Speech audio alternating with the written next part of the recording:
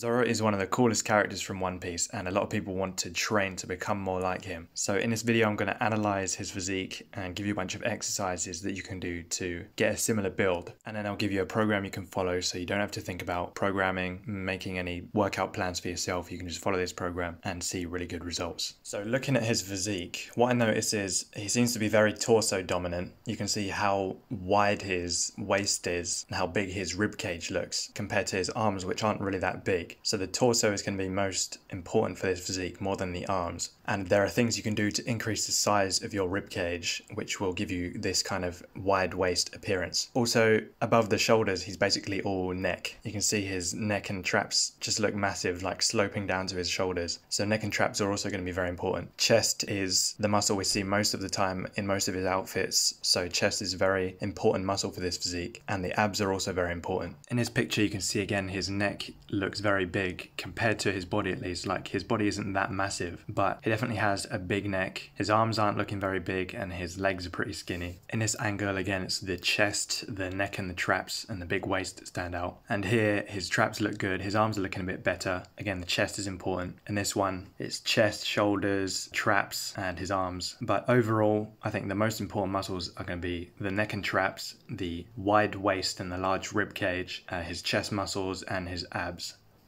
So the best exercises you can do to get a thick neck are going to be neck curls, neck extensions and side neck raises. And attached to the neck obviously are the traps, which you can train doing shrugs and farmer walks. And then for that wide waist look, that big torso, the big rib cage, you can do heavy breathing squats. Now breathing squats are where you load up a heavy weight, something you think you could do about 10 reps with, and then you do 1 rep and you take 3 big full breaths between each rep. So you do your rep, take 3 deep breaths and then do another rep. 3 deep breaths, do another one like this. And this is a kind of rest pause training. And this allows you to squeeze out so many more reps than you could do if you were just banging out the reps quickly. So you choose a weight that you can do 10 reps with, do the breathing squat technique, and you'll be able to do 20 reps. So the goal is going to be 20 reps. These are also called Widowmaker squats, and this act of taking huge breaths while the barbell is on your back is going to increase the size of your ribcage and make your torso bigger. And another thing you can do for ribcage expansion is dumbbell pullovers. So you want to lay down across the bench, lower the weight behind your head while you breathe in as deep as you can, and relax your torso, let your hips sink down towards the ground so your back is bent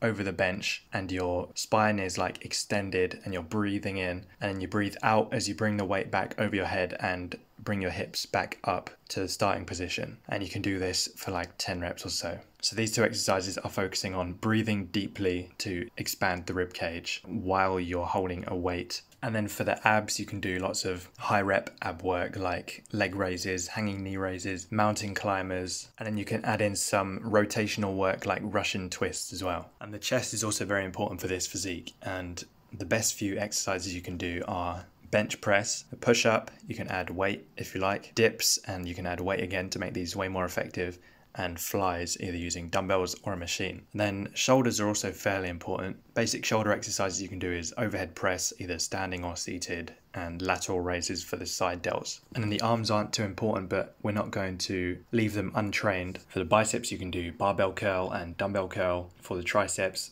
push down, close grip bench press, and overhead tricep extensions. And then for the back, which is going to help with that wide torso appearance, pull-ups and chin-ups, add weight if you're strong enough to do like 10 bodyweight chin-ups, and then barbell rows. I haven't included any leg exercises in this video because they're not really that important for this physique, other than the breathing squats, which I mentioned at the start, and that's going to give you plenty of stimulus for your legs.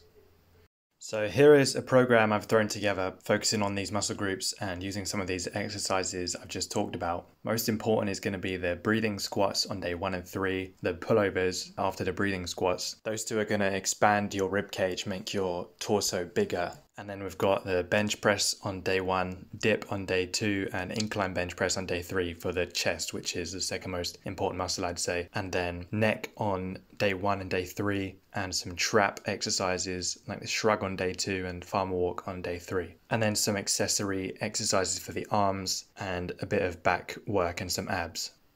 So I hope you guys enjoyed. This is a pretty unconventional physique, I would say. It's not the typical aesthetic like wide shoulders, tiny waist physique. Zoro clearly has a very powerful torso and neck and traps and abs, so that's what this video has focused on. And if you want to add in more leg stuff or more arm work, then you can do that, obviously. So thank you for watching. Hopefully the people who requested this enjoyed this video. Let me know if you have any more requests, and I will see you in the next one.